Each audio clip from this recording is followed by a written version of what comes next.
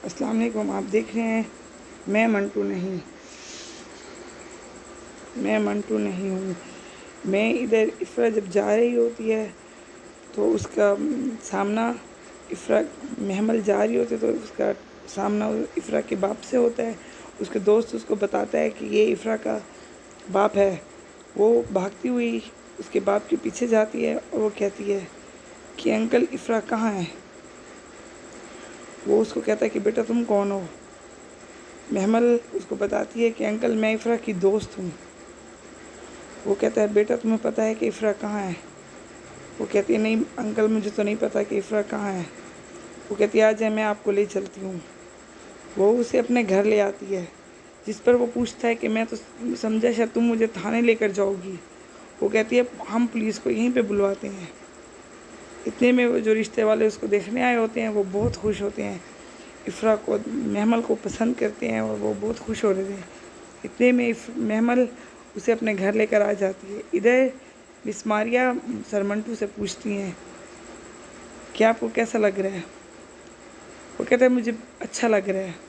वो फिर मिस मारिया को बताता है सर मंटू कि मुझे फ़रहाद मिला था। वो कहती है क्या। कहते जी मिस मारिया मुझे फ़रहाद मिला था। वो इतना बुरा भी नहीं है जितना मैंने उसको समझा था। इधर महमल बहुत ज़्यादा परेशान है।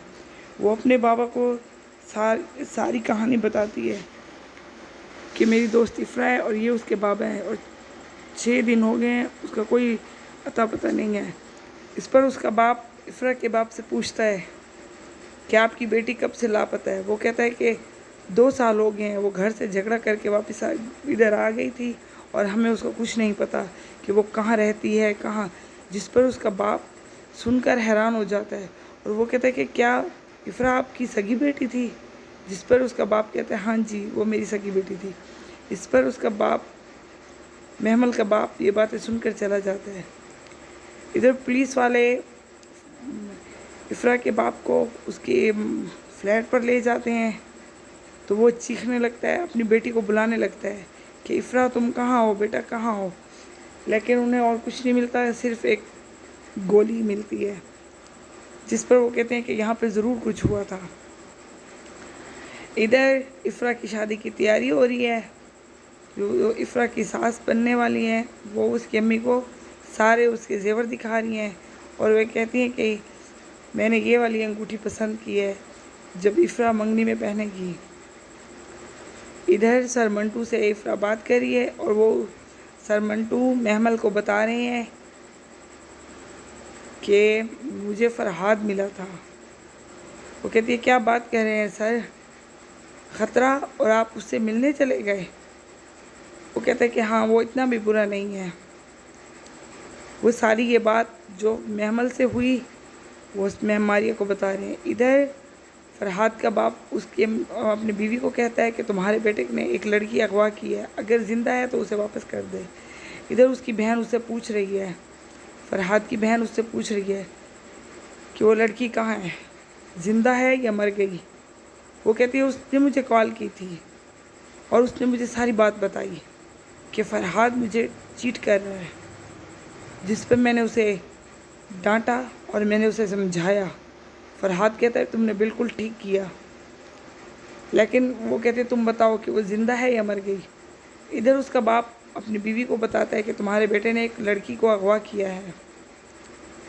इधर इफ़रा का बाप बहुत ज़्यादा परेशान है, वो रो रहा है बहुत ज़्यादा। फ़रहाद का बाप यानी कि वो उसको बताता है पुलिस वालों को कि हमारे पास कोई ऐसी लड़की नहीं है, ये फ़रहाद है, आप इससे सारी बात सुन लें। वो कहता है अंकल आपकी बेटी का करैक्टर ठीक नहीं था, अगर वो करैक्टर की ठीक होती तो आज वो इस मोड़ पर ना होती, आप उसे ढूंढ ना रहे होते। जिस पर उसका बाप बहुत ज़्यादा रो रहा होता है और वो बहुत ज़्यादा परेशान है। इधर महमल अपनी फूफो को बताती है कि फूफो आजकल जो मैं सोचती हूँ वही सच हो रहा है, लेकिन ऐसा क्यों है। वो कहती है कि क्या बात है। उसकी फूफो उससे पूछती है तो महमल उसे सारी बात बताती है कि मुझसे यूनिवर्सिटी में एक लड़के ने पूछा कि इफ़रा कहाँ है, मैंने बोला मर गई। जिस पर वो पूछता है कि कब, तो मैंने उसको बोला कि 6 दिन पहले। और फूफो 6 दिन हो गए, इफ़रा का कोई पता नहीं है। 6 दिन हो गए, इफ़रा का मोबाइल भी बंद है और 6 दिन हो गए वो अपने फ्लैट से भी लापता है। वो इस पर बहुत ज़्यादा घबरा जाती है। महमल, वो कहती है फूफो मुझे बहुत ज़्यादा डर लग रहा है, मुझे बहुत ज़्यादा टेंशन हो रही है। इधर वो लड़का बहुत खुश है क्योंकि आज शाम को उसकी मंगनी हो रही है। वो महमल से बात करने लगता है। वो कहता है तुम मुस्कुराती क्यों नहीं हो? वो कहता है अगर आपको दुख और खुशी एक टाइम पे मिले तो आप क्या करेंगे? दुख भूल कर मुस्कुराएंगे तो नहीं ना। वो अपने मंटू सर से बात कर रही होती है, लेकिन सर मंटू मैम मारिया से बात करते हैं और वो फिर कहते हैं कि वो उसे सारी बात बताते हैं कि जिस तरह महमल से बात हुई। फिर वो कहते हैं अगर आप महमल की जगह होते तो क्या करते? वो कहते मुझे आपकी हर बात पर गुस्सा आता। इधर इफ़रा महमल बहुत ज़्यादा परेशान है इफ़रा को लेकर। वो अपने बाबा के पास जाती है। वो कहती है उन्होंने इफ़रा के बाप को कि आपकी बेटी का करैक्टर ठीक नहीं है ये कहकर वापस भेज दिया, बाबा आप कुछ करें ना।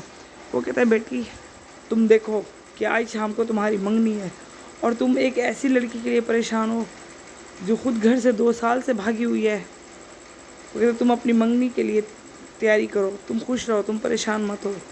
इधर वो लड़का उसको बता रहा होता है कि पहली दफ़ा मैंने किस तरह तुम्हें देखा, किस तरह मुझे तुमसे प्यार हुआ, किस तरह मैं तुम्हें हॉस्पिटल लेके गया, तुम बेहोश हो गई। तो बस ये सारी कहानी उसको बता रहा होता है। इधर वो जब इफ़रा का बाप थाने में आया होता है तो वो उसको बताते हैं पुलिस वाले कि देखें ये लोग बहुत ज़्यादा पावरफुल हैं, आपको इंसाफ नहीं मिलेगा, उल्टा आपकी बेटी के ऊपर कीचड़ उछाला जाएगा और उसको बदनाम किया जाएगा। उसका बाप चुप करके चला जाता है। प्लीज़ चैनल को सब्सक्राइब कर दें और लाइक करना ना भूलिएगा।